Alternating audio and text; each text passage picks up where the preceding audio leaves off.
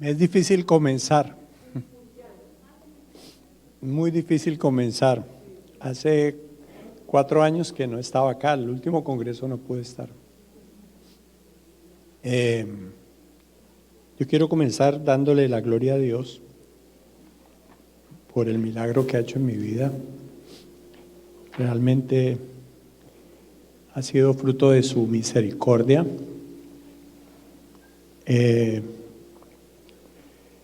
Ustedes saben un poquito cómo se dio. Estábamos a punto de comenzar el congreso en el Cono Sur. Estaba feliz en Buenos Aires. Me encanta Buenos Aires. Amo Argentina como amo Colombia, como amo Israel, por las circunstancias particulares que he vivido en cada lugar. Y bueno, ahí me sobrevino una hemorragia y terminé en urgencias y me diagnosticaron una mielodisplasia que pues era muy delicado el asunto, las plaquetas abajo, la hemoglobina súper abajo, y de una vez me dejaron en cuidados intensivos. Dios en su misericordia trajo 2 ángeles, uno que está ahí.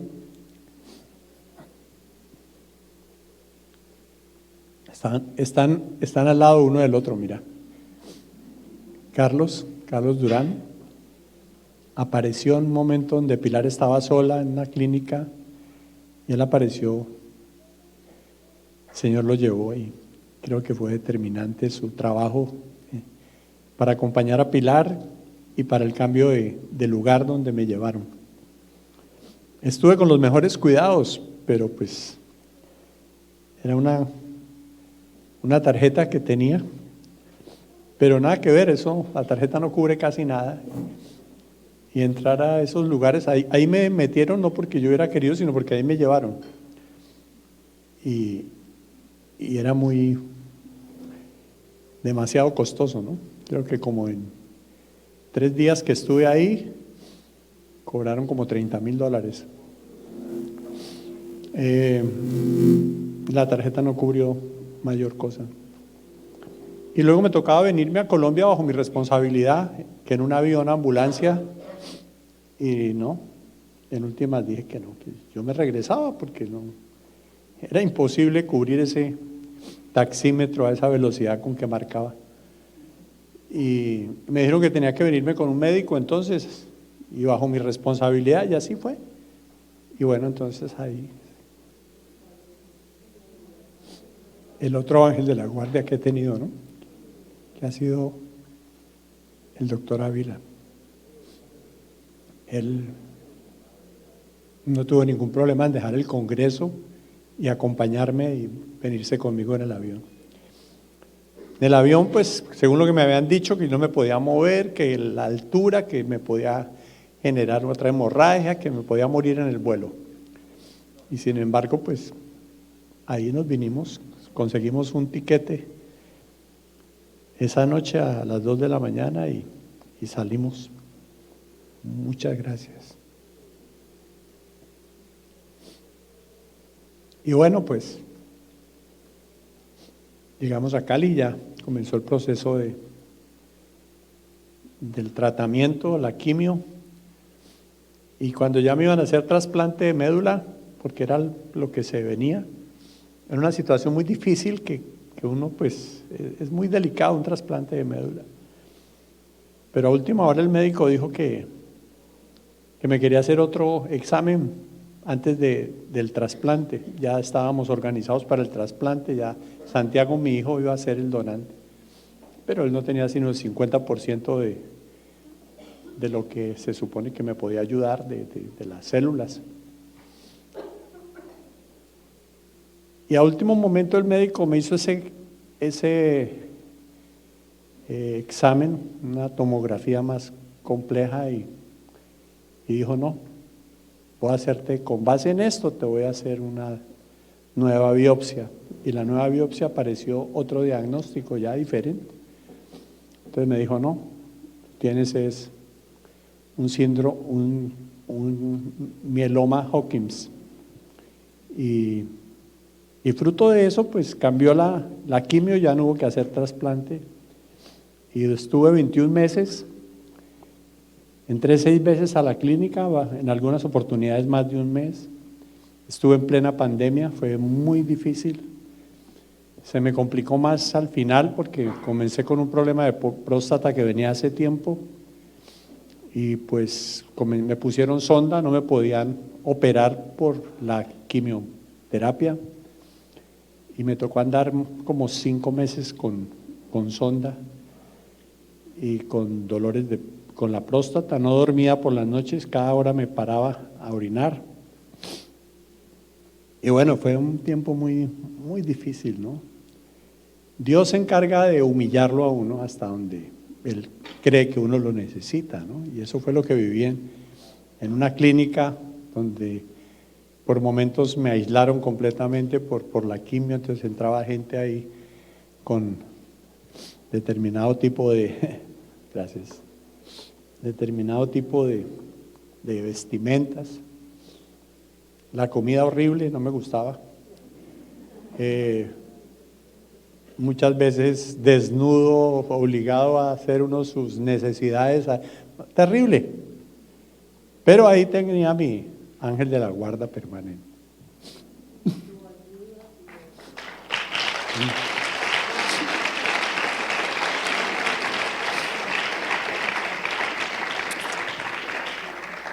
Pues yo pasé a ser su único ministerio prácticamente ahí en la clínica.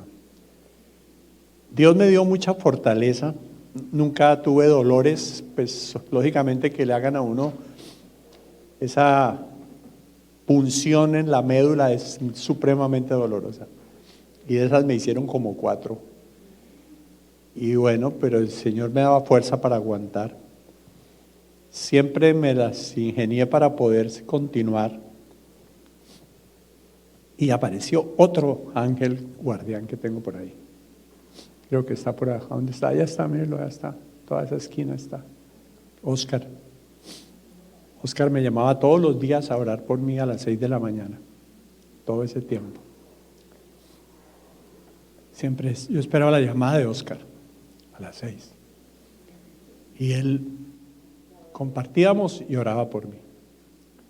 Entonces, ¿qué puedo decir, no? Dios supremamente bueno conmigo. Creo que hay un versículo que ilustra realmente lo que yo viví. Yo le decía al Señor que estaba listo para lo que Él quisiera, nunca le obligué a Él a que me sanara. Oraron por mí, todo el mundo oraba por mí, de todo tipo, y agradezco eso, ¿no?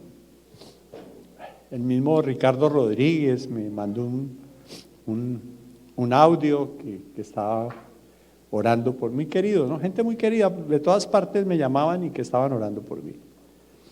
Y yo creo que eso sirvió muchísimo. Aquí lo dice la Biblia, ¿no? Segunda de Corintios 1. Tuvimos en nosotros mismos sentencia de muerte para que no confiásemos en nosotros mismos, sino en Dios que resucita a los muertos. Así estaba, ¿no? Yo sabía que me podía morir, era lo más seguro. Bajé 20 y pico de kilos, ya los recuperé. Y ahora la gente sí me ve y me dice, uy, yo sí pensé que usted moría, hermano. Yo sí. No, yo cuando lo vi, yo sí creí que usted moría. 2 discípulos míos que están metidos en la política, ellos un día llegaron con una mesa de billar porque saben que me gusta el billar, entonces llegaron con una mesa de billar, la metieron y ahora me dicen, no, ese día, hermano, dijimos, no, este man se va a morir. Eso era lo que pensaban, ¿no? Y pues yo siempre le decía al Señor que hiciera conmigo lo que quisiera, que yo estaba listo, yo estaba contento si me iba.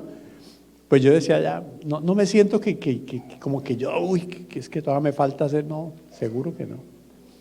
Yo estaba tranquilo y le daba gracias a Dios de que si quería llevarme y si me quería dejar, sabía que debía tener un propósito. Y eso fue, ¿no? Pero Dios lo puso a uno contra la pared, como han venido hablando, y creo que hoy voy a repetirles varias de las cosas, pero no es molesto repetir, sino al contrario, es muy provechoso. el cual nos libró y nos libra, y en quien esperamos que aún nos librará de tan grande muerte, ¿no? Nos libró, nos libra, nos librará. Esa es nuestra vida. Cooperando, aquí viene, ¿no? Cooperando también vosotros a favor nuestro con la oración. O sea, Pablo dice, cooperando vosotros a favor nuestro con la oración. Yo reconozco que yo estoy acá por las oraciones de todos ustedes y de otros tantos. Aquí lo dice. Y yo quiero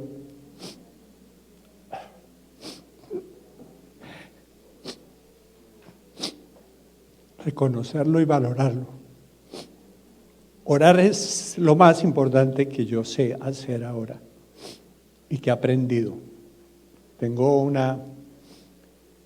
Aprendí algo muy profundo. Lo más importante es la oración. El momento más duro de todos fue el momento cuando me operaron de la próstata. Ya había terminado la quimio y me operaron.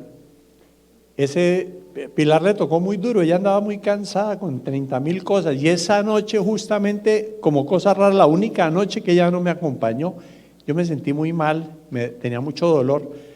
Ya me habían operado y comencé otra vez a sangrar. Entonces yo dije, no, yo no, y no podía orinar otra vez, entonces me tocó irme de urgencias y me acompañó Lorena, mi hija. Y esa fue la noche más terrible que yo haya podido vivir. O sea, era un dolor que no me lo podía soportar. Y yo lo aguanté, ese dolor. Me pusieron todo lo más fuerte, morfina, eso no me servía para nada. Y yo tenía ese dolor y comenzó a pasar la noche, me trataron de curar. Y yo aprendí a adorar a Dios esa noche. ¿Y sabe qué aprendí? A decirle al Señor, no gritando. La doctora, cuando me vio al día siguiente, dijo, yo esperaba verlo a usted gritando. Me impacta que usted no haya gritado. Y aproveché para compartirle de Cristo a la uróloga. Y esa señora, ese día yo lo único que aprendí era decirle al Señor, ayúdame. No me salía más. Y fue lo que le pedí al Señor, que me ayudara. Y ahí estuve toda esa noche. Llegó la uróloga, me dijo, no, yo tengo que volverte a operar. Y me mandó otra vez, pero volverte a operar, ustedes saben, no es que ya listo, se abrió esperar a que la abrieran el espacio. Y afortunadamente tengo otro ángel de Dios, una discípula nuestra que trabaja en la clínica Valle de Lili, que siempre que yo necesité la clínica, me sacaba una habitación en plena pandemia, con todos los temas tan difíciles. Siempre estuve en un cuarto privado y estuve hasta en el sitio VIP, en el 9º piso, porque no había, entonces me subieron al sitio más caro, donde tenía que pagar mucho más. Ya en la clínica no he pagado un peso. Gracias a Dios por la prepagada que algún día me dio por tomar, y que cuando llegué a los 60 años la quise cancelar porque me la duplicaron. Entonces dije, esta vaina nunca la he usado, yo la voy a cancelar. Gracias a Dios no la cancelé. La primera entrada a la clínica costó 33 millones de pesos. Y de ahí sume. Gracias a Dios por los médicos, por la medicina. Dios la usa. Pero Él es soberano sobre la vida mía. Y ese día fue el día más terrible, donde el dolor yo no lo podía soportar, pero a última hora me quedé, como suelo suceder. No soy dado a gritar ni a moverme. Ahí viene un temblor y yo me quedo quieto, yo no hago nada. Es como mi naturaleza, ¿sí? Gracias, muchas gracias. Quería darle la gloria a Dios. Yo no había visto un milagro, lo he podido ver en mi propia vida. Y le doy gracias a Dios. Los últimos exámenes que me los hice hace como 15 días están súper bien. Gracias a Dios.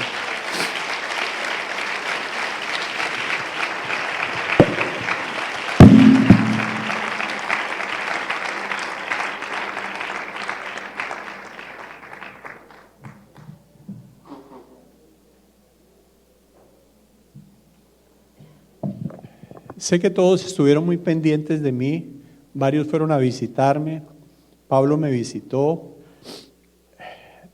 siempre estuvo allá Ricardo pendiente de mí. Creo que todos mis hermanos de la junta y demás creo que estuvieron conmigo y pues yo lo aprecio, ¿no? Definitivamente este cuerpo es una bendición, muy chévere. Y glorifico a Dios por eso.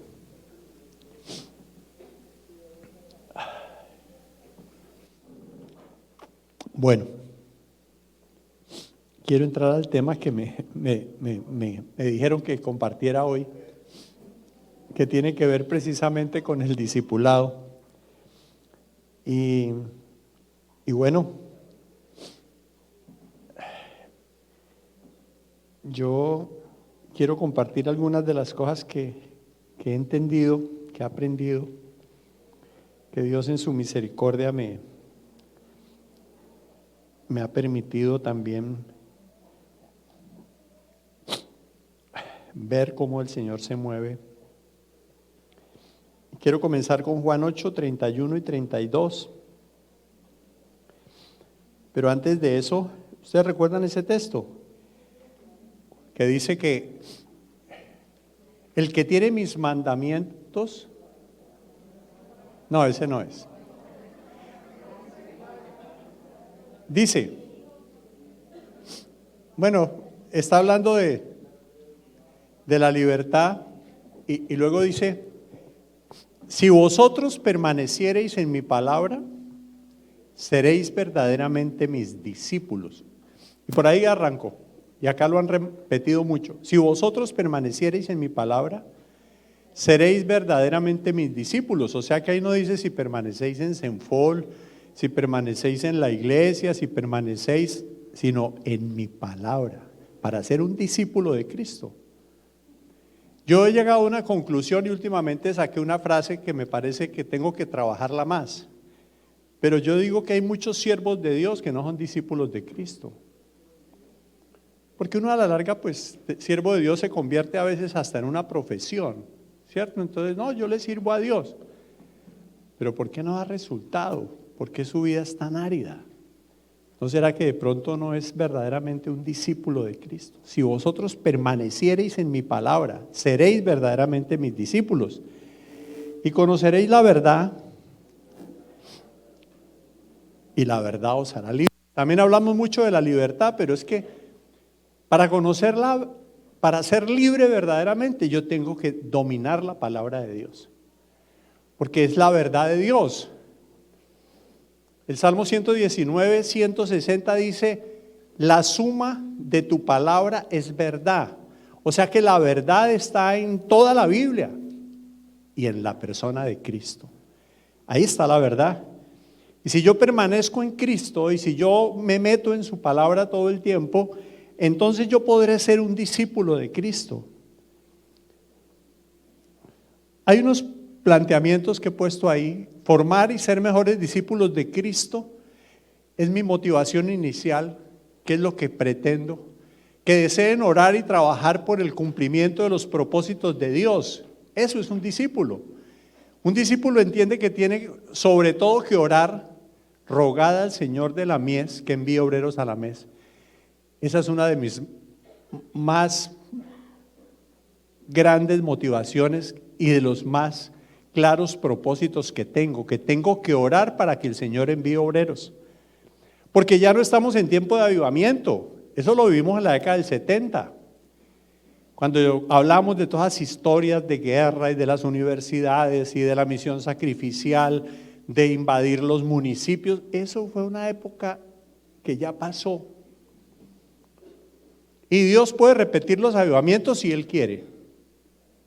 Pero la realidad es que estamos en otra época, donde es supremamente difícil levantar un discípulo, donde es supremamente complicado.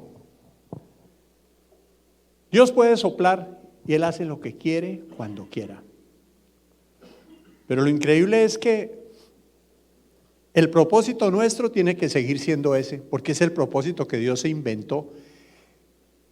dirigidos por el Espíritu Santo. O sea, tenemos que vivir bajo la guía del Espíritu Santo, dispuestos a pagar el precio. Esto de hacer discípulos demanda pagar un precio tan alto que por eso tampoco nadie se le mide a ser un discípulo. Porque dice, ¿quieres ser mi discípulo? Niégate a ti mismo. Toma la cruz y sígueme. Entonces, ahí hay ya un costo muy alto, ¿no? Tengo que negarme a mí mismo. Tomar la cruz, la que me toque. Y algunas cruces son muy pesadas. Yo digo, no, muy tenaz. Aquí está el testimonio de Marianifa. Esa cruz es muy tenaz. Vivir uno con un fantasma de que ya vienen a apresarme. Ustedes saben que yo estuve detenido también 21 meses y 21 meses estuve con quimioterapia. No sé qué el Señor me quiera decir, 21, no sé. Algo raro ahí. En todo caso yo digo, esa cruz es muy tenaz, estar uno con ese fantasma, me van a apresar, vivir uno esa sensación de angustia. ¡Qué terrible! Me acuerdo cuando me fui con Aldemar, que estaba trabajando en Santander de Quilichao. ¿Dónde está Aldemar? ¿Qué se hizo Aldemar? ¿Se fue o qué? Ah, ya está. Y Chelita, yo me fui con ellos en un carro. Acaban de amenazar las sedes de Senfol en Popayán y me tiraron la pelota. Encárgate de Popayán una vez más. Y yo, ¿qué podía hacer? Le dije a Aldemar que si se le medía a dirigir Popayán en medio de la crisis más tenaz. Y Aldemar dijo, listo. Y yo creo que por eso Dios ha honrado tanto a Aldemar, porque estuvo dispuesto a pagar un precio cuando nadie se le midió a irse a Popayán. Y Popayán era un ministerio muy bonito, pero ¿quién se le midió? En Colombia no apareció ninguno. Cuando yo le dije a Aldemar que fuéramos, Chelita iba en el carro llorando. No sé por qué, pero iba llorando. Ella iba llorando ahí en ese carro. Y cuando estábamos metidos allá en Popayán, yo decía, uy, llegaron los guerrilleros. Yo vivía con un fantasma, ustedes no saben la paranoia tan tenaz que tenía de que me iba a agarrar la guerrilla, de que me iban a secuestrar. Yo cada vez que me despedía de Pilar le decía, yo no sé si regrese. Y cada 15 días fui a visitarlo a Popayán. Por eso cuando yo voy a Popayán, yo me quebranto. Y veo ese grupo tan espectacular. Pero un par de guerreros que estuvieron dispuestos a pagar un precio muy alto en el momento más crítico, cuando está uno jugándose la vida. Esto tiene un costo muy alto. Y en medio de las situaciones tranquilas, es fácil poder decir yo soy un discípulo de Cristo. Nos estamos reuniendo con los pastores de Cuba. Ha sido increíble el tiempo que hemos pasado y ahí está Luis Guillermo. ¿Dónde está Luis Guillermo? Allá está. Y Wilson. Entonces ellos allá con Byron, el otro yerno de Wilson. Wilson levantó buenos yernos. ¿Ah? ¡Qué bendición! Y con platica y todo, o sea, chévere. Y fue increíble, ellos fueron a Cuba y cuando yo los escuchaba yo decía, pero esa fue la película que yo viví con Danilo cuando me inventé que yo tenía que ir a Cuba de alguna manera y tenía esa carga por Cuba y Danilo me acompañó. Y un discípulo, creo que era de Manuel Osvaldo, que todavía está ahí, se nos pegó, nos fuimos a Cuba. Yo decía, pero ¿esto qué es? Que una libra de arroz, que 3 huevos para el mes, que una libra de carne, que el régimen encima, que no podíamos hablar, y yo comencé a hablar duro y a decir que aquí lo que necesitan es un Moisés que los libere de este yugo tan berraco, y casi me detienen en el aeropuerto por bocón. Y los pastores diciéndolo, pero cuando yo voy a Cuba, me encuentro con gente sobrenatural que yo no la había visto sino en el tiempo de avivamiento de la década del 70. Gente con una pasión por Cristo, gente enamorada del Señor, gente dispuesta a lo que fuera. Entonces yo digo que ahora los mejores discípulos que tenemos nosotros en Senfol, ¿a dónde están? En Venezuela, que son nuestros y que están acá con nosotros. Yo digo, esa gente está dispuesta a lo que sea, en medio de la crisis, de la necesidad, de los problemas, como en la Biblia, como les tocó a los cristianos que estaban bajo el régimen de Roma. Un deseo profundo de amar a Dios por medio de Jesús, eso es lo que yo quisiera, y disponer nuestro cuerpo en sacrificio vivo y santo por el Espíritu Santo que habita en nosotros. Ustedes saben que esa es la verdadera adoración.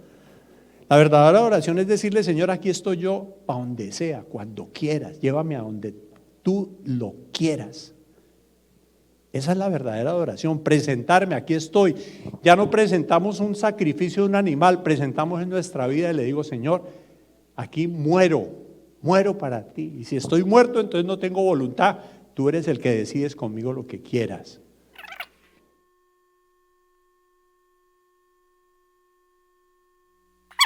Es una venganza, ok. Es el nieto del primer discípulo que tuvimos acá en Santa Marta, que hasta el día de hoy es el mejor discípulo que tiene acá mi amigo, ¿cierto? Fabio. Este es el discípulo, este es el nieto de Fabio. Imagínate cómo manipulará este chino a Fabio. Lo ha hecho con él todo lo que quiera. ¿Que quiero irme para Estados Unidos? Vaya, mijito, vaya. ¿Que quiero irme para Cali? Allá me lo mandó, me lo endosó. Y ahora que quiere servir a Dios, increíble. Me encanta ver a este pelado acá, me encanta. Digo yo, es el nieto del único discípulo que el Señor nos dio en esa época. Pero era que entonces uno era suficiente. ¿Ah?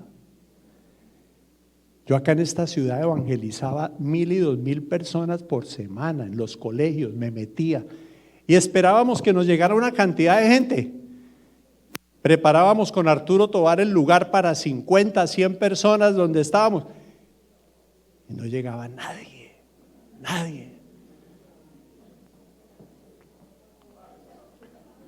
¿Y sabe qué? ¿Sabe qué pasó en ese tiempo? Yo me iba a la bahía aquí en Santa Marta y me ponía a orar y a pelear con Dios. Yo le decía, pero ¿a qué me mandaste? Chupar calor acá en esta ciudad, evangelizarle a tantas, emocionarme, gente que le dice a uno, yo le caigo, ¿cómo es el teléfono? Allá voy, ¿a qué hora es la reunión? Y no llegan.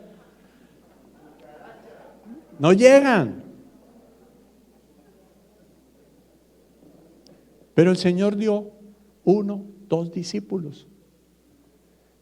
El tío de esta belleza, Antolín, que es otro de los discípulos estrella aquí de mi amigo. Él era un peladito de bachillerato, andaba con un cuadernito, andaba ahí, Antolín. Ahora es el doctor Antolín, ahora es el ginecólogo, ahora es el que maneja pues, de todo. El trabajo en el Señor no es en vano, pero no es de multitudes. No es de multitudes. Y hay que estar dispuestos a despertar ¿yo qué quiero? Despertar desesperanza y desesperación. Eso tiene que el Espíritu Santo ponerle a uno desesperación y decir, Señor, pero yo no veo nada, yo me siento angustiado de que yo no veo discípulos. Usted no puede sentir bien si no tiene discípulos.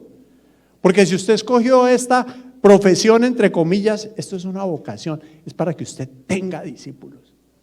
Para que usted forme discípulos multiplicadores.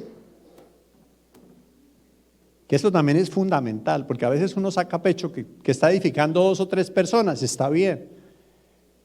Pero ¿cuántos de esos están edificando a otros? O sea que necesitamos formar discípulos multiplicadores.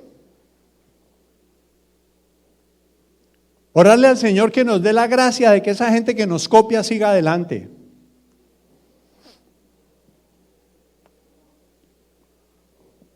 ¿Cómo ser mejores discípulos de Cristo? Vamos a mirar. Vivimos un mundo complicado, ¿no? El pluralismo está de moda. Entonces, hay que respetar. Están de moda los sismos. El materialismo sigue de moda. todo el mundo en función del dinero, todo el mundo en función de tener más, de codiciar más. El relativismo ético, todo es relativo. Y el narcisismo. Vivimos la época de los últimos tiempos. Dice, en los postreros tiempos habrá hombres amadores de sí mismos. Una manipulación de ama a tu prójimo como a ti mismo. Es que tienes que amarte primero para poder amar a los demás. Cuidado con eso. Cuidado con la lectura que le estás dando y la interpretación. La Biblia dice hombres amadores de sí mismos. O sea, creen que la solución está dentro de ellos. Según ellos no necesitan un salvador, porque ellos son los propios salvadores que van a escudriñar dentro de sí para encontrar las respuestas. Y entre los cristianos, sigue lo que tu corazón te diga. Cuidado, que es lo más peligroso. Entonces, el mundo en que vivimos, vamos adelante. ¿Por qué necesitamos hacer discípulos? Por la relevancia del Evangelio. Mira, yo he entendido que definitivamente el Evangelio es tan espectacular. ¿Qué es el Evangelio? Ya lo han recitado acá todos los que han pasado. Pero es que hay que recitarlo. Es que Pablo por todas partes habla del Evangelio. Todas las epístolas están llenas de Evangelio. Y Pablo dice, me fue revelado este misterio, porque era un misterio. Entonces, ¿qué más voy a predicar? El Evangelio es lo más relevante, es lo único que puede solucionar los problemas del hombre. No digo el problema más importante que es el pecado y salvarse, sino también el que le puede dar solución a su vida, en todas las áreas de su vida, y más adelante lo trataré de explicar. No entender el peligro. ¿Usted sí está seguro que una persona, así sea su hijo, su mamá, si no tiene a Cristo se va para el infierno? ¿Sí tiene esa seguridad? O ya más bien reposan que no, pero es que es buena persona, es que pues al final de cuentas, si no tuvo el chance, si en la iglesia se metió. No. Si usted está conociendo verdaderamente a Cristo y está metido en la Biblia, usted cada vez debe tener más claridad de lo inminente que es que una persona sin Cristo se pierde, y se pierde es que se va al infierno. Nosotros tenemos que predicar el Evangelio completo. Incluye el infierno, incluye la condenación eterna. Yo tengo que saber eso.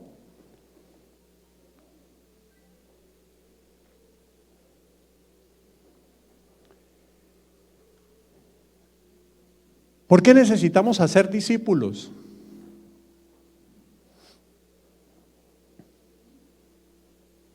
Porque es la única forma de salvarlos a ellos de la condenación, les decía, del pecado. Cuando decimos no entender el costo, es usted se ha puesto a pensar que el costo de la salvación fue tan grande que Pablo por eso dice, si la justicia fuera por la ley, entonces ¿para qué murió Cristo? Si la justicia fuera por las obras de la ley, si yo me salvo porque trato de ser buena persona, entonces ¿para qué murió Cristo? Dice Pablo. No, esto no es que murió Cristo porque sencillamente pues le tocó morir, pero bueno, hay otras formas de también salvarse. No, no hay otra. No entender el costo. Cristo vino a morir en la cruz y ese es un costo demasiado alto. Que un papá sacrifique a su hijo, que lo mate, que lo deje morir, el costo es muy alto. Pero no solamente es para que tengas salvación eterna, es para que permanentemente el poder del pecado no te domine, porque nosotros somos salvados, pero usted mantiene su naturaleza pecaminosa y su naturaleza pecaminosa es terrible. Yo decía que con lo que más lucho es con el pecado, que permanentemente me estrello con él todo el tiempo. Entonces, ¿cuál es la solución para el ministerio de parejas? No es hablarles de la comunicación y mejorar las relaciones sexuales, es hablarles del Evangelio. Es decirles, tienes que morir, como Cristo murió en la cruz, tú tienes que morir a tu ego. El problema no es tu marido, el problema es que tú no quieres morir a tu ego. El problema es que tú no quieres cargar la cruz, ese es el problema. El problema es que no has entendido el Evangelio. O sea que el Evangelio es para el mensaje permanente que tenemos que dar, el discipulado permanente que tenemos que hacer. Es el único que nos salva del poder, ese poder del pecado que nos lleva a ser egocéntricos. Y aparte, finalmente, vamos a ser salvados de la presencia del pecado cuando el Señor venga, ya, al final. Entonces esto es muy importante. Y si eso es real, entonces yo necesito hacer discípulos. ¿Qué es lo que nos mueve a veces? Lo que nos mueve tiene que ser cuál es la motivación con la que yo me muevo. ¿Por qué hago lo que hago? ¿Por qué hago lo que hago? ¿Porque me toca? ¿Porque me obligan?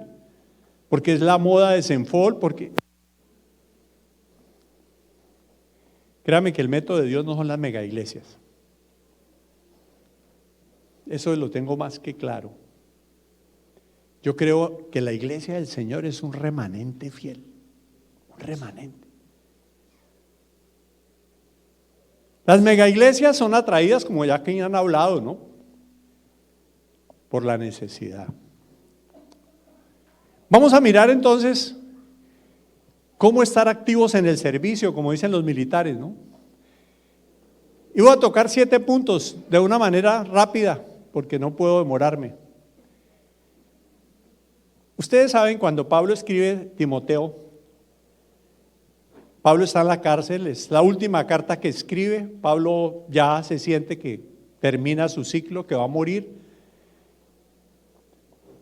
Y por otro lado, ¿quién es Timoteo? Timoteo es su discípulo que le copió. ¿Quiénes le copiaron a Pablo? Muy poquitos. Timoteo, que era medio enfermizo. Creo que el más tenaz que tenía así como discípulo de mostrar era Lucas. ¿Cierto? Siempre hay un médico por ahí enredado. Lucas. Pablo era una papa caliente. Y cuando dice la Biblia que el Señor rescató a Pablo, dice literalmente, esta mañana lo estaba leyendo justo, dice que Pablo respiraba amenazas contra los cristianos. O sea, Pablo le tiene una bronca a los cristianos que respiraba y hay que acabar con esa plaga. Ese era Pablo. Y por eso le tenían también miedo, le tenían pánico todos. Y por eso cuando comienza su ministerio Pablo, los cristianos estaban prevenidos con él. Y luego cuando él comienza a compartir, dice que los otros querían matarlo. Entonces, ¿qué hicieron con Pablo? Le dijeron, ¿sabe qué? Mandémoslo a este para la casa. Y lo mandaron para Tarso. Allá llegó Pablo, a Tarso. Y allá se parqueó no sabemos cuántos años. Hasta que Bernabé se le prendió el bombillo. Y cuando vio lo que Dios estaba haciendo en Antioquía, dijo, y yo sé quién es el hombre para Antioquía. Es Pablo. Y fue y lo rescató, lo llamó. Por eso Bernabé es tan determinante, porque creyó en este tipo que todo el mundo le tenía miedo y le tenía bronca, porque Pablo era muy temperamental.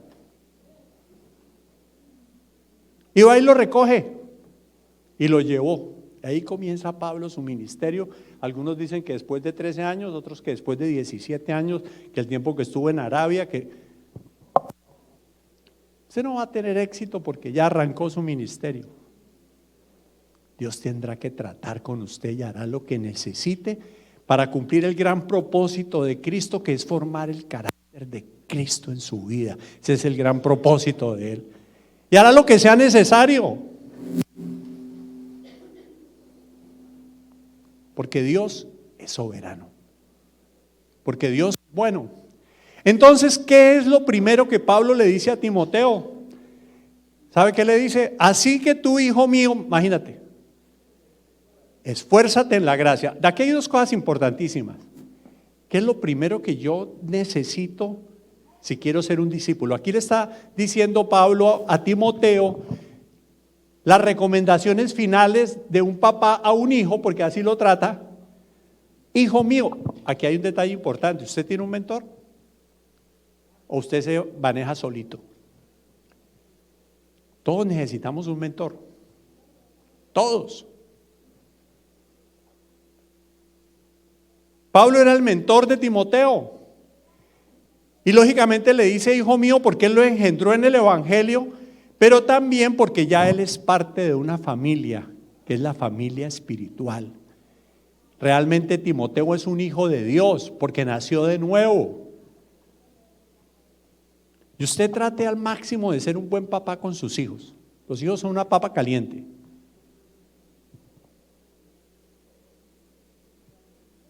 Y ya cuando ya son mayorcitos, como yo le digo a la gente, mire, lo único que usted puede hacer ahora es ore por sus hijos y déles ejemplo. ¿Qué más puede hacer ya? Ore y déles ejemplo y sígales enseñando si puede.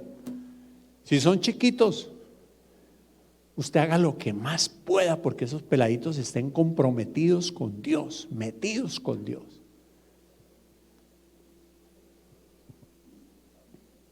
Hijo mío, entonces es lo que yo tengo primero que saber, que soy un hijo de Dios, soy un hijo de Dios, yo ya soy de la familia de Dios. Yo nací de nuevo, soy un hijo. Algunos tratan mucho ese tema a fondo y dicen, algunos no han descubierto realmente lo que significa ser un hijo de Dios y la herencia que uno tiene como hijo de Dios. Pero qué bueno cuando dice, esfuérzate en la gracia. O sea, aunque es un hijo, tiene la herencia, le dice, esfuérzate en la gracia. ¿Sabe por qué? Porque esta obra solamente la maneja Dios. El único que levanta gente es Dios. Usted por muy tenaz que sea, usted no va a levantar discípulos, a menos que usted ore.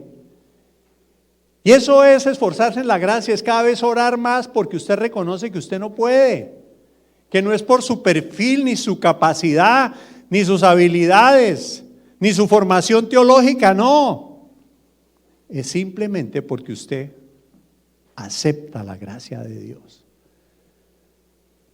Primer punto, hijos. Segundo, este es el modelo bíblico. Tú puedes sufrir penalidades como buen soldado de Jesucristo. Ninguno que milita se enreda en los negocios de la vida a fin de agradar a aquel que lo tomó por soldado. Dos cosas. Primero, el discípulo está en una guerra espiritual, por eso es un soldado. ¿De acuerdo? Es una guerra espiritual. La vida cristiana es una guerra espiritual. Por eso después Pablo ya le dice a los efesios, póngase la armadura. Nosotros no estamos en un mundo donde vamos a estar en un parque de diversiones. Estamos en una guerra espiritual. Hay que batallar. El enemigo es real. El demonio, el mundo y su propia carnalidad, su propia naturaleza. Para eso hay que estar armados. Y por otro lado dice, cuidado, se enreda. Cuidado, un soldado no se enreda en los negocios de la vida porque tiene una sola motivación y es a fin de agradar a aquel que lo tomó por soldado. Un soldado no tiene la posibilidad de pedir tiempos de refrigerio, permiso para ir a la casa el fin de semana. No, es un soldado que tiene que estar ahí pilas. Cuidado, se enreda. El mundo nos absorbe. Los profesionales de ahora, no, ellos son muy ocupados, son muy importantes aparte, ¿no? Porque son profesionales, tienen especialización, magíster, tienen que tomar otra, ahora tienen que tomar otra vaina. Y el mundo comienza a enredarlos y los envuelve. Y después no tiene tiempo para nada, no, pues yo quisiera, pero es que las empresas los esclavizan, no trabajan 8 horas, sino 10, 12.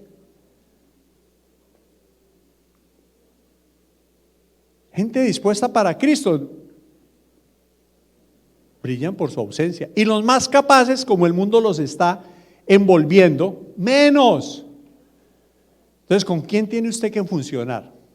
Con los dispuestos, con los Timoteos, miedosos, limitados, sin mucha capacidad, sin mucha formación. Yo me pongo a mirar a los discípulos del Señor. El único que es así como fuera de serio es Pablo. De resto todos eran sencillitos.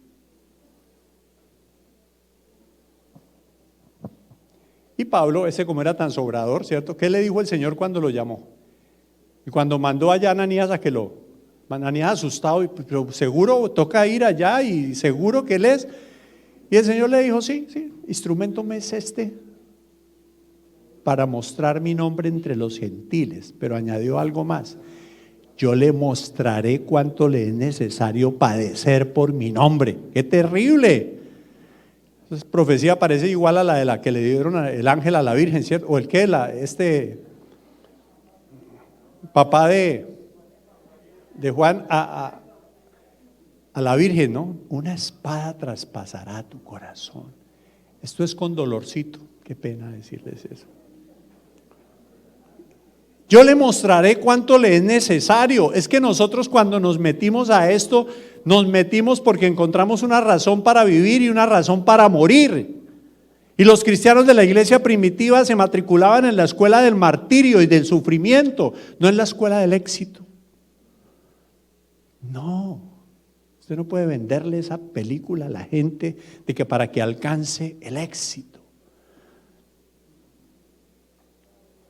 Es para que seas como Cristo, para que llegues a la estatura de Cristo. Seguimos. Atleta, y también el que lucha como atleta no es coronado, sino lucha legítimamente. ¿Cuál es la motivación de uno como cristiano? Ahí está clara en la Biblia. Dice el versículo que más me impacta, de los que más me ha impactado y que más ha marcado mi vida. Hechos 20:24. ¿Qué dice? Pero de ninguna cosa hago caso, ni estimo preciosa mi vida para mí mismo, con tal que acabe la carrera con gozo. Esto es una carrera. En esto hay que competir. Y van a aparecer cantidad de cosas donde usted tiene que decir, no le hago caso a esto, de ninguna cosa, porque esto no es con atajos. Esto no es con que después voy a ver si corro más adelante. No. Y Pablo termina más adelante diciendo el versículo que más me conmovió a mí en un momento dado cuando dice, he peleado la buena batalla, he acabado la carrera. Porque el propósito de la vida cristiana es terminar el premio del supremo llamamiento, terminar la carrera. Y me encanta cuando dice terminar la carrera con gozo. Porque todo esto paradójicamente le produce a uno un gozo el berraco. No hay cosa más increíble que ver gente transformada, gente motivada. Ese milagro lo hace solo el Señor. Seguimos. El labrador para participar de los frutos debe trabajar primero. El discípulo debe entender que esto es con trabajo. ¿Trabajo de qué? De sembrar y seguir sembrando para que usted no cosecha otro. Pero Dios por otro lado le añade. Así hace el Señor. Usted siembra como loco y no pasa nada. Pero por otro lado Dios le da gente que usted no hizo nada por ellos. Si usted evalúa su ministerio, a veces hay gente que le llegó de carambola. Y en cambio los que usted sembró, los tienen otros. Y está bien. Esas son las leyes del reino. Nosotros tenemos que esforzarnos en predicar el evangelio. Súper importante, esforzarnos en predicar el evangelio. Pero los resultados son de Dios, no son míos. Yo tengo que labrar. Si quiero participar de los frutos, debo esforzarme. Y en esto hemos hecho de todo. En una época yo decidí que iba durante un año a evangelizar a una persona cada día. Ustedes saben lo difícil que fue eso. me tocaba levantarme tarde, me acordaba que no había evangelizado. Llamaba por teléfono a las cárceles, a los prostíbulos, a donde fuera, buscando gente nocturna. ¿Usted sabe lo difícil que es una persona? Que me puse de héroe. Terminé eso y dije, no, pues suficiente. Hay que trabajar. Seguimos. Este es un conector que me parece increíble en el versículo 8. ¿Sabe qué dice ahí el texto de Timoteo? ¿Sabe qué le dice Pablo a Timoteo? Es que acuérdate de Jesucristo. Si acuérdate de Jesucristo. Yo diciéndoles a ustedes ahora, acuérdense de Jesucristo. ¿Sí? ¿Les suena? ¿Jesucristo? ¿Les suena? Y es lo que Pablo está diciéndole a Timoteo. Es que por toda la Biblia Pablo se la pasa diciendo el mismo discurso. Acuérdate de Jesucristo, del linaje de David. En estos días he estado hablando del linaje de David porque me parece espectacular que la Biblia diga que Cristo es del linaje de David. Encontré por allá en 1 Samuel 7 que es que ahí está claro, una promesa que Dios le dio a David, que de él se levantaría el Mesías. Entonces Jesús es del linaje de David, es del linaje de David. Acuérdate de Jesucristo. Y luego dice, ¿qué sigue el versículo? Si lo quieres poner ahí, dice, crucificado, otra vez el cuento de la crucifixión.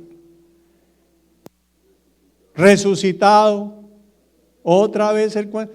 ¿Y por qué Pablo repite tanto eso? La pregunta, ¿cierto? ¿Por qué? No tiene otro discurso. Lo mismo. A mí me ha encantado escuchar a todos los que me han precedido acá, me ha encantado. Estamos como enfocados, les cuento. Estamos en lo mismo. Hay que orar. Hay que predicar a Cristo. Acuérdate de Jesucristo del linaje de David, resucitado de los muertos conforme a mi evangelio. Yo digo, este Pablo era medio presuntuoso a ratos, no, mi evangelio. Pero es que él lo había hecho de él, no, esto es por lo que yo vivo, este es mi evangelio. Aparte que se le reveló a él el evangelio, ¿quién iba a creer que Dios iba a levantar a la iglesia si los protagonistas de la película eran Israel? Y que Dios inventara eso del misterio de la iglesia. Y luego el misterio de morir en una cruz cuando ellos esperaban era un Mesías reinante.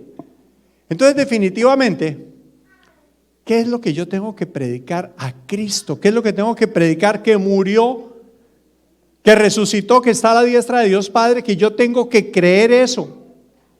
Y eso dice la Biblia que es una locura que usted lo predique, porque lo van a tildar de loco, pero es lo que hay que hacer. Y todos nosotros estamos acá por la locura de la predicación del evangelio. La locura.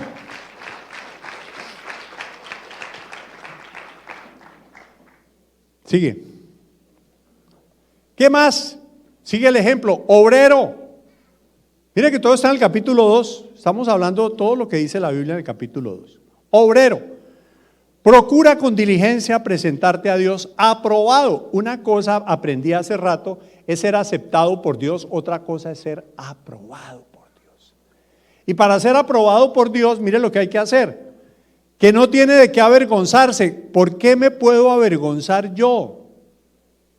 Dice, por no usar bien la palabra de verdad. Qué increíble ser un obrero que usa bien la palabra de verdad.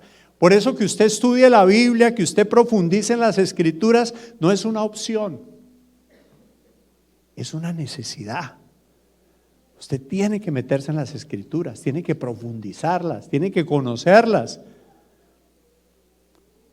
tiene que escudriñarlas, tiene que obedecerlas. Entonces usted se va a presentar como un obrero que no tiene de qué avergonzarse, que usa bien la palabra de verdad, es que usa toda la Biblia. Pero cuando usted usa toda la Biblia, todos los mensajes de la Biblia lo van a llevar a Cristo. Todos los mensajes lo van a llevar a Cristo.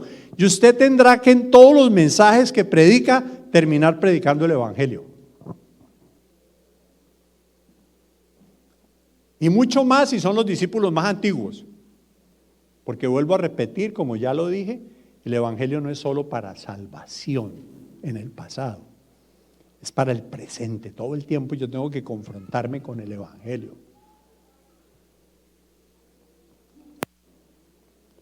Vaso. Pero en una casa grande no solamente hay utensilios de oro y plata, sino también de madera y de barro, y unos son para usos honrosos y otros para usos viles.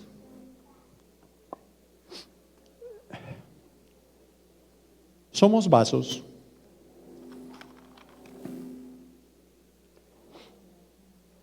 Estas figuras alegóricas que presenta Pablo son muy interesantes. Y cuando hablamos de vaso, ¿qué se requiere de nosotros? Que seamos vasos limpios, si es que Dios nos quiere utilizar. El desafío es a que seamos vasos limpios, para poder ser utilizados. Ahí dice el texto, dice que sigue la justicia, la fe, el amor y la paz con los de corazón limpio. Hay vasos adornados, hay vasos decoraditos, son bonitos, pero no son limpios. Nosotros tenemos que ser vasos limpios, que todo el tiempo estamos cuidando, porque es tan fácil contaminarnos, ensuciarnos. Es muy fácil. Y debemos estar pendientes para que podamos ser esos utensilios de honra que Dios puede usar. Y el séptimo dice, porque el siervo del Señor no debe ser contencioso, sino amable. Siervos, amable con todos, apto para enseñar, sufrido, que con mansedumbre corrija a los que se oponen, por si quizá Dios les conceda que se arrepientan. A mí me gusta esa expresión que la usa en varias oportunidades la Biblia. Miren lo que dice la Biblia. Por si quizá Dios les conceda que se arrepientan. Yo hago mi tarea de la mejor manera, debo hacerla. Y le digo, Señor, por favor, ten misericordia de este. Dale la oportunidad de que se arrepienta. Porque es Dios el que va a poner ese deseo, ese anhelo. Yo no puedo obligar a nadie a que se arrepienta. Arrepiéntete. Y algunos nos regañan, ustedes debieran predicar más del infierno y más del arrepentimiento y más, porque eso es lo que dice la Biblia. Eso de estar predicando del amor, yo digo gracias a Dios que predicamos del amor, como acá lo ha señalado creo que Francisco. Qué bueno. Y nos dan en la cabeza con las 4 leyes que no son teológicas, ¿no? Nos han dicho de todo y yo la he revisado, he analizado y digo gracias a Dios por las 4 leyes. Qué bueno comenzar diciendo a la gente, mira, Dios te ama, porque es cierto. Dios te ama. Y concederle a la gente ese privilegio de poder acercarse a Dios y que Dios tenga misericordia y les conceda que se arrepientan. ¿Sabe por qué tiene que usar usted primero ese discurso? Con sus propios hijos, a sus hijos, que parecen tan buenecitos, a veces no son cristianos. No, a veces no son cristianos. A menos que Dios les conceda que se arrepientan, déles usted todo lo que más pueda, pero que Dios les conceda que se arrepientan. Una de las cosas más increíbles del cáncer, que yo con eso ya me siento pagado, pero sigo orando, es que mi hijo Santiago se asustó tanto que ya vio que yo me iba a morir, que se arrepintió el sinvergüenza. ¿Seguro? Y dice que tuvo una experiencia con Dios, que Dios le habló. Y realmente desde ese tiempo ha venido en un proceso de cambio. Y ustedes saben que tenemos una iglesia de sordos, ¿no? Porque Gabriel, el que maneja los sordos, conoció de Cristo para ayudarle a Santiago. Y fruto de eso, Gabriel ha levantado su ministerio de sordos. Y ese ministerio ha sido tan impactante al día de hoy, es increíble. Y Gabriel es más impactante. Yo le doy gracias a Dios por Gabriel, porque él sabe que tiene que trabajar porque los sordos no lo pueden sostener, pero él dedica solamente medio tiempo al ministerio, perdón, al trabajo, porque tiene que tener tiempo para atender su ministerio de sordos. Y con medio tiempo ha levantado una empresa, la cosa más tenaz, y tiene ya 6 ingenieros que trabajan para él. Y trabaja medio tiempo. Y lo llaman, mira, ven para acá, ayúdanos en esto, porque él ya le piden asesoría a las empresas nacionales en el tema de materiales. Él es ingeniero de materiales. Y él dice, no, pero ayuda, ven, trabaja con nosotros. No puedo. Sigue firme, fiel. Y yo digo, si Dios me dio un hijo sordo para que los sordos pudieran conocer de Cristo y que mucha gente conoce de Cristo entre el mundo de los sordos, si es difícil que conozca a Cristo una persona normal, ¿usted se imagina un sordo? Que para él lo abstracto es tan complicado. Entonces esa película la hemos vivido, sobre todo Pilar la ha vivido con él. Y tener un discípulo inventándose cosas para hablarles de Cristo. Y Gabriel se está especializando, está haciendo una maestría en teología. Estudió señas en la Universidad del Valle, son siempre los mejores alumnos con la esposa. Es de los mejores diezmadores, imagínense. Chicos, este sí es un modelo increíble, lo que es un hombre que le toca trabajar, porque le toca es porque no los sordos le proveen, pero que ha establecido límites.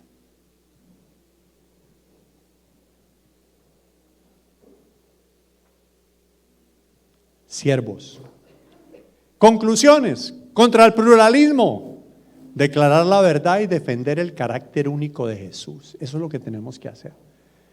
Nosotros tenemos que defender a Cristo y presentar a Cristo. Cual pluralismo lo respetamos, cualquier ismo como se llame, pero nosotros estamos para declarar la verdad y defender el carácter único de Jesús. Contra el materialismo, somos una comunidad peregrina, estamos de aquí de paso. Cualquier momento el Señor nos dice, te necesito, te lleva. Que vive con contentamiento, vivamos con contentamiento. Yo creo que acá hay un testimonio para todos los antiguos. Todos nosotros que arrancamos nos mandaban a donde querían. Nunca nos decían, ¿usted le gustaría ir a tal parte? ¿Sería bueno? Ora, a ver Dios qué te dice. No, era simplemente, llegamos un día y estábamos en Cali y salíamos de este congreso. ¿Usted? No, yo voy para Barranquilla. ¿Barranquilla? Sí, para Barranquilla, ok. ¿Y usted? No, yo voy para el Perú. Llegábamos y después no sabía, y era donde nos mandaran. Y eso fue una bendición increíble. Recontra espectacular, y crecimos y maduramos. ¿Y sabe qué? Sabíamos que éramos peregrinos, entonces dejábamos, nos tocaba dejar todo y arranque otra vez de nuevo y déjelo y arranque. Ahora en Cenfol ya todo es diferente, ahora toca rogar, ¿cierto? Ahora toca pedirles que oren, que ayunen, y qué difícil es que alguien se desarraigue donde está, muy difícil, muy complicado. Levantar ahora siervos de Dios, discípulos, medio difícil. Porque todo el mundo es como que cuidado y reclamando a la defensiva de sus derechos, a la defensiva de... Hay algo que nosotros hemos aprendido y es valiosísimo. Yo valoro mucho a Cenfol, pero así como valoro muchas cosas, también nos hemos dado cuenta que hemos perdido otras. Hemos perdido el ser tan atrevidos, tan lanzados, tan osados. Pero el Señor, en su misericordia, seguro seguirá cumpliendo propósitos con nosotros. Contra el relativismo, valores absolutos, y no tenga miedo de presentar los valores absolutos. Son los únicos valores reales. Entonces, ¿qué me voy a dejar yo manejar? ¿Qué me voy a dejar intimidar por una cantidad de gente que habla de una ética situacional, de que todo es relativo, de que es que ahora en esta época es diferente, y con ese cuento de que ahora es diferente, las cosas de Dios siempre serán iguales. Siempre tendremos esa lucha. Contra el narcisismo no podemos salvarnos a nosotros mismos. Usted no va a encontrar dentro de usted no es el tenaz, no, usted es, las mejores obras de usted, dice la Biblia, son como llagas podridas. Lo mejor que usted cree que es lo más espectacular, para Dios es una llaga podrida. Usted es una persona con una naturaleza pecaminosa y rebelde. Usted tiene un corazón engañoso y perverso. Eso es real. También es real que usted es un hijo de Dios, que usted tiene una identidad espectacular, que usted está sentado en los lugares con Cristo, que usted tiene una herencia en los cielos. Eso también es real. Y usted, para tener una visión correcta de sí mismo, tiene que mantener un equilibrio en eso. Por un lado, cuando usted ve la cruz, diga, uy, la cruz me muestra que yo soy una porquería, que no hay nadie tan malo como yo en este planeta. Por un lado, la cruz le muestra eso. Sí, a Ricardo también. Pero por otro lado, la cruz muestra que Dios te ama tanto que estuvo dispuesto a morir por ti en la cruz. O sea que la cruz te muestra dos cosas: lo terrible que tú eres y lo espectacular que tú eres. Que Cristo estuvo dispuesto a morir por ti en la cruz. Pero no para que nosotros nos amemos a nosotros mismos. ¿Qué somos? Somos luz. A eso estamos llamados, en medio de una generación maligna y perversa, a resplandecer. Somos sal. Héctor, ya estoy terminando. Y levadura. Es que yo lo quiero poner a tocar porque me encanta escucharlos tocar. Estoy embobado escuchándolos tocar. Me encanta. Y el final, que ya lo dije, el premio del supremo llamamiento. ¿Cuál es el premio del supremo llamamiento? Ser como Cristo. Ese es el premio del supremo llamamiento. El famoso versículo de Romanos 8:29, ¿cierto? Romanos 8:28, a los que aman a Dios todas las cosas les ayudan a bien. 29, esto es a los que conforme a su propósito son llamados, a los que conforme a su propósito. ¿Cuál es el propósito de Dios? Cuando a usted le ayudan todas las cosas a bien, cuando usted cumple el propósito de Dios, que es que usted sea transformado para ser como Cristo.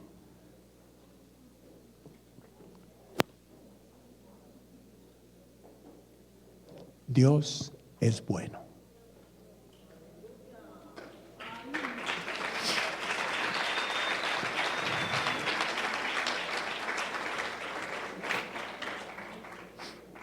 Termino diciéndoles, Pablo estaba preocupado por el futuro. Pablo estaba preocupado. Pero le entregó a Timoteo todo lo que él creía que le podía servir.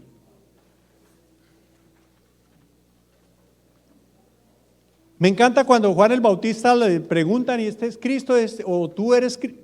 Y él dice, yo no soy el Mesías, yo no soy el Mesías. Y créame que ninguno de nosotros somos el Mesías, ninguno.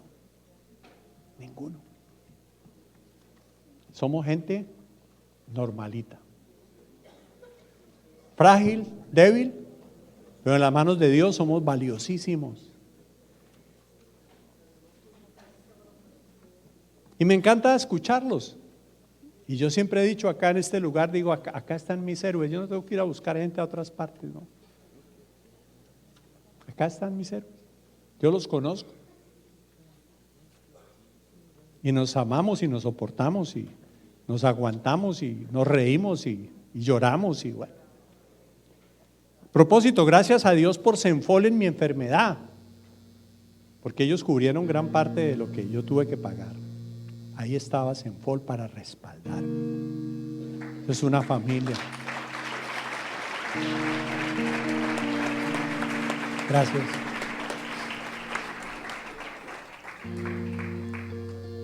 No estamos solos. Tenemos al Señor y tenemos un cuerpo imperfecto, pero un cuerpo. Señor, gracias, gracias. Gracias por el privilegio que me das de compartir con mis hermanos. Gracias porque nos conmueve ver todo lo que estás haciendo. Gracias. Tú eres tan real, eres tan bueno, tan misericordioso. Toda la gloria para ti, toda la honra. Maravilloso eres, Señor. Maravilloso eres. ¿Cómo no alabarte y bendecirte? ¿Cómo no reconocer tu infinita misericordia y gracia sobre nosotros? A pesar de nosotros, ahí estás. Bendito, bendito sea tu nombre. No hay nadie como tú. Tú eres espectacular. Nos quedamos cortos para poder declarar lo maravilloso que tú eres como el apóstol. Profundidad de las riquezas, de la sabiduría, de la ciencia. Señor,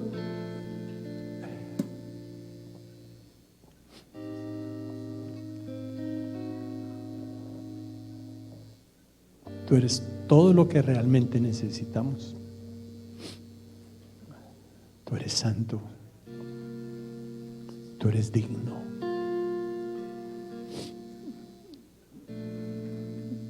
Bendito tu nombre. Gracias.